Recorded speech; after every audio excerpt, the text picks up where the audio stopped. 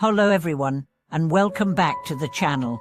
If you've ever wondered whether you're approaching your spiritual practice in the right way, if you're confused by the rituals, the teachings, or the expectations, then this episode is for you. Today, we are going to explore one of the most important questions any spiritual seeker can ask. What is the correct attitude toward learning and practicing the Dharma? Because more than techniques, mantras, or even meditation hours, it's your attitude that shapes the fruit of your path. Let's begin with a simple truth. Buddhist practice is not a performance. It's not a competition. It's not about being better than someone else. It's about becoming more honest with yourself. It's about confronting your illusions, dropping your masks, and uncovering the quiet, powerful truth of who you really are beneath your conditioning. Let me introduce you to Rajan, a man in his early 30s who came to Buddhism after years of emotional chaos. Rajan wasn't new to spirituality. He had read all the books, visited multiple teachers, and even tried meditating on and off, but his journey always felt hollow. He couldn't understand why he wasn't making progress. Then one day, during a retreat, his teacher asked the group a simple question. Why are you here? People gave various answers: inner peace, enlightenment, wisdom, escape. When it was Rajan's turn, he hesitated and then admitted, I want to stop suffering. The teacher looked him in the eye and asked, are you willing to stop lying to yourself? That question pierced through Rajan's spiritual ego. It wasn't about knowing the right phrases. It was about truth. Radical, humbling truth. From that day forward, Rajan changed his attitude.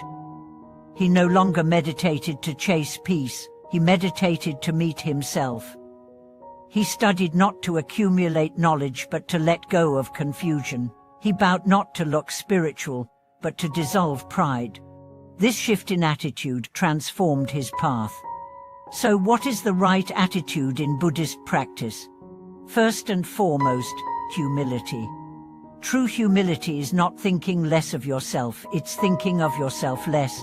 It's recognizing that no matter how much you've read or accomplished, there is always more to learn, more to refine, more to release. In Buddhism, we say, beginner's mind. That means approaching each moment with curiosity, not certainty. With openness, not arrogance. Even the Buddha never claimed omniscience. He simply shared what he had seen through his own direct experience. Next, patience. We live in a world of instant gratification. Click a button, get a result. But the Dharma doesn't work that way. It's not fast food for the soul. It's slow cooking. Sometimes it takes weeks just to notice a small shift, months to see a behavior soften, years to recognize the ego in disguise, and lifetimes to purify deeply ingrained karma. Impatience on the path is like digging up a seed every day to see if it's growing. It kills the process. The right attitude is to water it, give it sunlight, protect it from weeds, and trust that growth is happening even if you can't see it. Third, sincerity. This path is not about impressing anyone. It's not about Instagrammable altars or spiritual hashtags. Sincerity means practicing even when no one is watching. It means studying not to teach others, but to transform yourself. It means facing your own mind honestly, especially when it's uncomfortable. A sincere practitioner is one who admits, I'm struggling, instead of pretending to be enlightened. Who says, I don't understand, instead of quoting what they haven't embodied. Sincerity makes you real.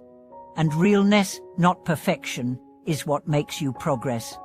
Fourth, discipline. The path is beautiful, but it's also demanding.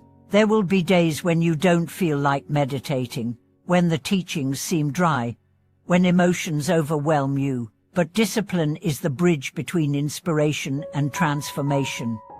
Discipline doesn't mean forcing yourself like a robot. It means honoring your commitment even when it's inconvenient. It means showing up for yourself, not out of guilt, but out of love. out of respect for the part of you that longs to be free. Another crucial attitude is compassion, not just for others, but for yourself. Many practitioners fall into the trap of harsh self-criticism. They berate themselves for not being focused, for getting angry, for being lazy. But the Buddha never taught shame. He taught understanding. When you fall, don't curse yourself. Bow to the moment. Learn from it. Begin again. A compassionate attitude keeps the heart open, even when the mind stumbles. And let's talk about devotion, not as blind worship, but as deep reverence. Revere seen for the teachings, for the lineage that preserved them, for the inner wisdom that keeps calling you back to truth. Devotion is not submission, it's a love so deep that it transforms how you see everything. A devoted practitioner doesn't just recite sutras, they embody them. They don't just chant, live what they chant. Devotion infuses your practice with warmth, meaning, and resilience. Then there is curiosity. The Dharma is vast. Every sutra is a doorway. Every moment is a teaching. A curious mind sees lessons in everything, in silence and noise, in joy and sorrow, in solitude and conflict.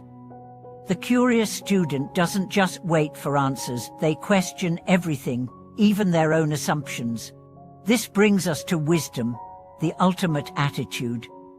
Wisdom is not just knowledge, it's the ability to see clearly, to see through illusion, to see the impermanence in pleasure, the seed of suffering in desire, the emptiness in form.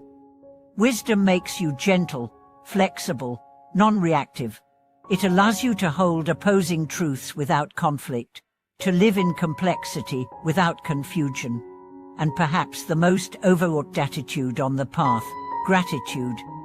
Not just for pleasant experiences, but for every challenge, every heartbreak that cracked you open, every mistake that humbled you, every obstacle that built your strength. Gratitude transforms resistance into reverence. Imagine approaching your daily practice with all these attitudes: humility, patience, sincerity, discipline, compassion, devotion, curiosity, wisdom, gratitude. Imagine what would change in your heart, your relationships, your purpose, your presence. You wouldn't just practice Buddhism, you'd embody it. I once met a woman named Sophia who had been meditating for over 40 years. When asked about her greatest insight, she said, "At everything I was seeking, I already had, I just didn't see it because I was too busy trying to be spiritual." That's the paradox. We practice to realize there is nothing to add, only to unveil. So I ask you now, while you practicing, what attitudes have you carried unknowingly? Which ones do you want to cultivate more deeply? The answers aren't in a book, they're in your heart, in your willingness to turn inward, in your courage to stay with the path even when it's hard, even when it's boring, even when it shows you parts of yourself you'd rather avoid. But this is the only way, not around but through, not above but within. Thank you for watching this video. If something in this talk resonated with you, I invite you to share your reflections in the comments. What attitudes help you stay grounded on the path? What are you learning to let go of? And don't forget to like, subscribe, and turn on the notification bell so we can keep growing together. Until next time, may your practice be rooted in truth, nourished by love, and guided by the quiet wisdom that already lives within you.